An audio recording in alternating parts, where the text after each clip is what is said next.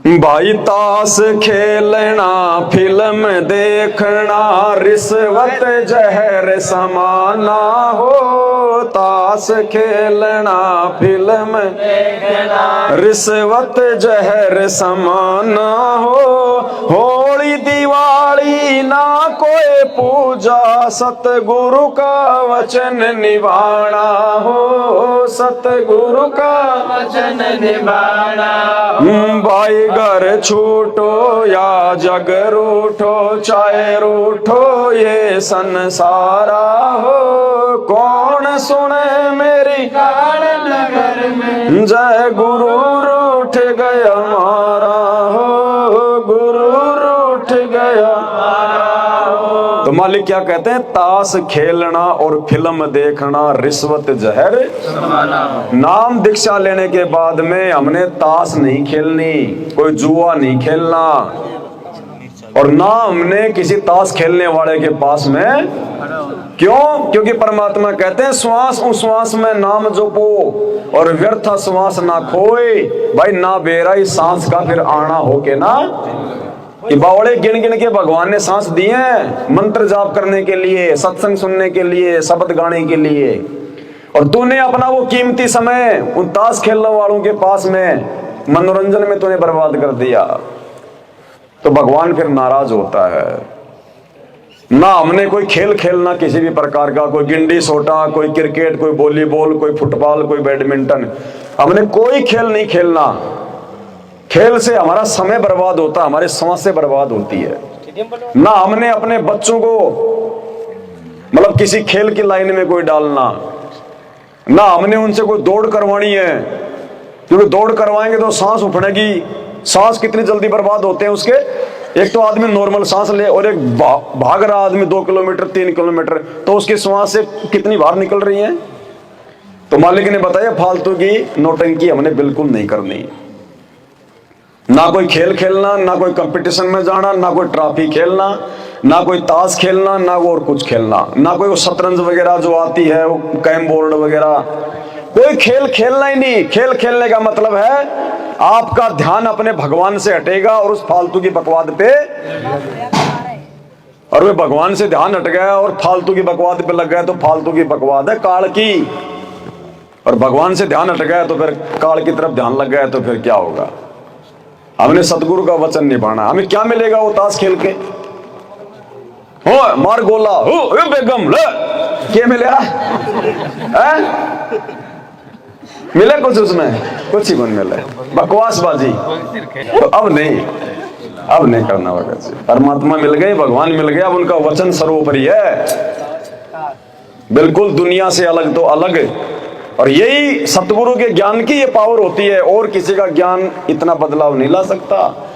दुनिया में संत रामपाल जी के अलावा लाखों संत साधु महात्मा है। किसी का भी भगत अगर जर्दा खाना छोड़ रहा हो तो बता दो, रिश्तेदारी में, ब्याह शादियों में, भात चुचक में जाना छोड़ रहा हो तो बता दो, होली दिवाली मनाना छोड़ रहा हो तो बता दो, तेरी मेरी करना, चुगली चाटी करना, छोटी छोटी बातों पे लड़ाई झगड़ा करना, एक खूट पे मुकदमा करना कोई छोड़ रहा हो तो आप बता दो। लोभ लाभ छल कपट विषय भोग विकार मान अभिमान बड़ाई छोड़ रहा हो तो बता दो। ये केवल संत रामपाल जी के भगत इस चीज को फॉलो कर सकते हैं, क्योंकि उनके वचन में शक्ति है। वो सच्चा सतगुरु है। साध वचन पलटे नहीं चाहे पलट जाए ब्रह्मांड। सिद्ध तारे पिंड आपना और साधु तारा खंड, और सतगुरु उसको जानियो जो तार देव ब्रह्मांड।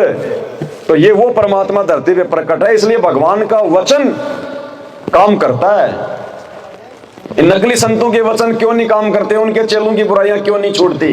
क्योंकि वो गुरु नहीं है, वो तो जबरदस्ती, वो तो गुरु जो है वो बन बैठे हैं। वो खुद बुराइयां नहीं छोड़ते। वो गुरु खुद ही त्योहार मनाना, ये फालतू के काम धंधे करना, वो गुरु नहीं छोड़ रहे, तो चेले कहां से छोड़ देंगे? तो हम परमात्मा के बच्चे हैं, हमने हर प्रकार से हर बात पे सोच समझ के आगे चलना पड़ेगा। हमने कोई खेल नहीं खेलना। ये काल का बहुत भयंकर जाल है। आज 90% संगत को काल ने अपने चपेट में ले रखा है, संत रामपाल जी के भक्तों को। संत रामपाल जी के परिवार वालों ने, सतलोक आश्रम हरियाणा वालों ने धनाना गांव में, जहां पे एक आश्रम बना रखा है धनाना सतलोक आश्रम, 50 लाख रुपए का बैडमिंटन का स्टेडियम बना दिया पूरा गांव वालों के लिए। क्यों? सवारत के लिए, कि गांव वाले हमारा विरोध ना करें इसका आश्रम का। तो गांव के बच्चों के लिए बैडमिंटन खेलने के लिए स्टेडियम बना दिया 50 लाख रुपए का। 50 लाख कहां से लाए? अपने बाप दादाओं की जमीन नहीं बेची, कोई मेहनत मजदूरी नहीं करते, वो संगत के दान का। अब गुरुजी ने कह रखा कि ताश भी नहीं खेलना, और तुम गुरुजी के आदेशों के खिलाफ वहां पे 50 लाख रुपए में दुनिया को खेल खिलाने के लिए स्टेडियम बना रहे हो। पैसा भक्तों का। अभी थोड़ी देर पहले क्या नियम था कि दान धर्म चाहे यज्ञ हवन हो, सतगुरु से आज्ञा। अब गुरुजी बैठे जेल में, संगत ने कोई आज्ञा नहीं ली गुरुजी से। गुरुजी ने जो आज्ञा दे रखी है अपने सत्संगों में कि भैया गुरुबिन माला फेरते और गुरुबिन देते दान, गुरुबिन दोनों बेकार है, चाहे पूछो वेद। तो गुरुजी के परिवार के कहने से उन्होंने ज्योति पाठ का पैसा दिया, दान का पैसा दिया। और वो परिवार क्या है? कुपात्र। और उन कुपात्रों ने पैसा कहाँ लगा दिया? स्टेडियम में, खेल में। अब सबके कर्म फूटेंगे जिन जिन्होंने वो पैसे दिए दान धर्म में। ऐसे काल लूटता है। तो अपने गुरुजी, या तो आमने सामने आश्रम में हो तो अपने गुरुजी को दान करो, या कहीं भी दान करना है तो पहले अपने गुरुजी की आज्ञा लो, अन्यथा आपका दान धर्म निष्फल होगा, आपके वो कर्म फोड़ेगा जैसे आज बाकी संगत के फोड़ रहा कर्म। तो इतना सावधान होकर हमने चलना है। ताश खेलना, फिल्म देखना। अब हमने फालतू में टेलीविजन पे, मोबाइल में कोई भी फिल्म विलम, नाटक वाटक कुछ नहीं देखना, फालतू की वीडियो वगैरह कुछ नहीं देखने, क्योंकि उनमें कोई भक्ति की बात तो है नहीं, फालतू की बातें हैं। मन में विकार पैदा होंगे, हमारा समय बर्बाद होगा और गुरु जी का वचन टूटेगा। तो अब हमने कोई फिल्म वगैरह, नाटक वगैरह ना कोई सिनेमा हॉल में जाके देखने, ना अपने घर पे टीवी में देखना। हमने तो भाई टीवी देखे हुए 3 साल हो गए, कोरोना में तो लगाया था थोड़े दिन समाचार देखने के लिए। हमने तो टीवी हटा दिया घर से। क्या मतलब, क्या देखना? आजकल मोबाइल में गुरुजी के सत्संग सुनने, बात करनी मोबाइल में हो जाता है। क्या करना टीवी देख के? घर में टीवी रखोगे, छोटे छोटे बच्चे आपके पीछे से कार्टून देखेंगे, कोई फिल्म देखेगा, आपके बेटा की बहू कहेगी मेरा नाटक आने वाला है, वो नाटक देखेगी। अरे घर में तो भगवान की वाणी चलनी चाहिए। उन फालतू के बड़वों की आवाज चलती है 24 घंटे, उन हीरो की हीरोइन की, वो बड़वे हो मवाली, उनकी आवाज चलेगी हमारे घर में। इससे अच्छा तो भक्ति छोड़ दो। घर में चले तो भगवान की चर्चा या भगवान की वाणी, तीसरी चीज होनी नहीं चाहिए फालतू की। तो हमने तो हटाई दी वो सारी चीजें।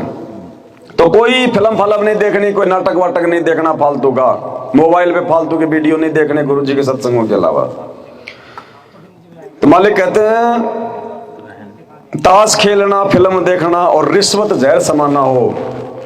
कोई रिश्वत नहीं लेनी, 1 पैसे की भी हमने किसी से।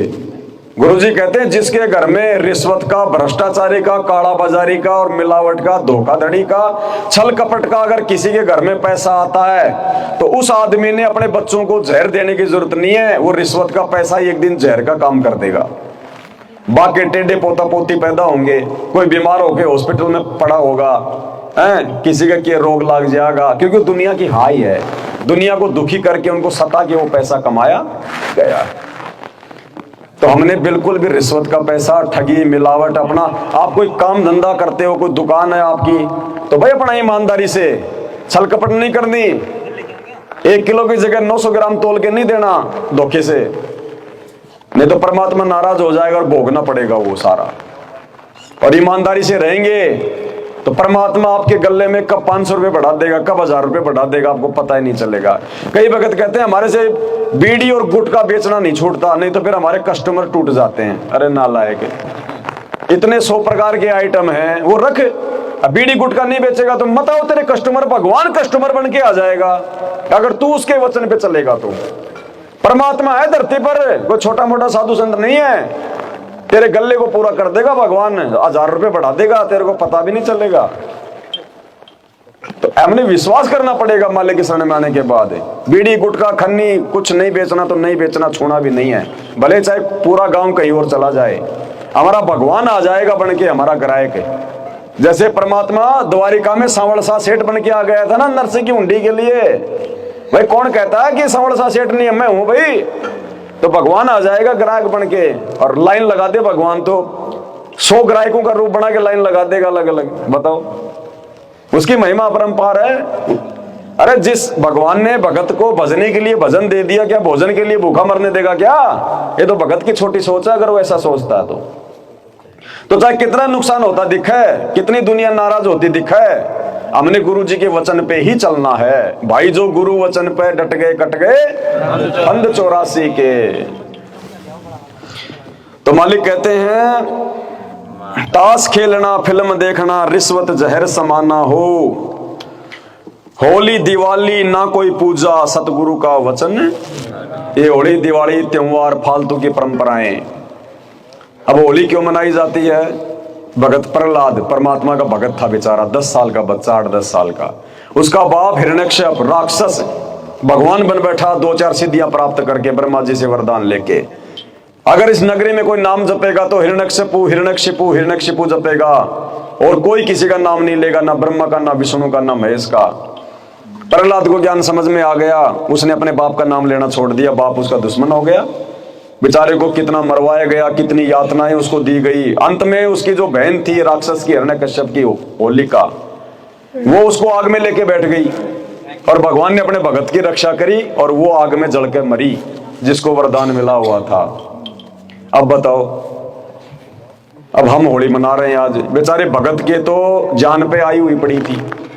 एक भगत को तो बेवजह उसको मारा जा रहा था, आज के दिन उसको जलाया जा रहा था, उसको दुखी किया जा रहा था, और हम खुशी मना रहे हैं। अरे तो बंद कर देना चाहिए, बुरी बातें तो हमारे याद भी नहीं आनी चाहिए। वो सब, ये होली का दिन जो मनाया जाता है, ये लोगों ने एक यादगार के लिए मतलब इसको शुरुआत किया था, क्योंकि उस समय कोई वीडियो तो थे नहीं कि वे उसको रिकॉर्ड कर लेते कि बाद में हम जो मतलब दिखा देंगे आगे। ये यादगार थी कि ये घटना ऐसी हुई थी ताकि आगे चल के इसको कोई झूठ ना मान ले, उस घटना को याद रखने के लिए। और आज देखो लोगों ने आग फूकना शुरू कर दिया।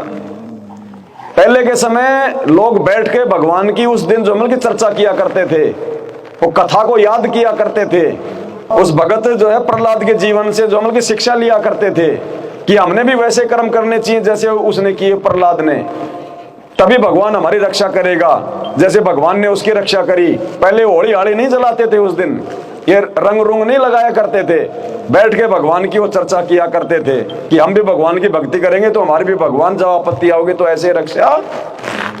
अब आज वो रक्षा वक्षा तो गई बाढ़ में, वो कथा कहानियां तो गई बाढ़ में, भेड़ मरवा के उसके खाल का तो बनवा लिया डफ, दुनिया भर के रंग रोगन हैं, और ईंधन इकट्ठा करके और आग लगा दो, 7 फेरी लगा के घर चले जाओ, दूसरे दिन लाल पीले होके घूमते रहो। बताओ क्या फायदा इसका?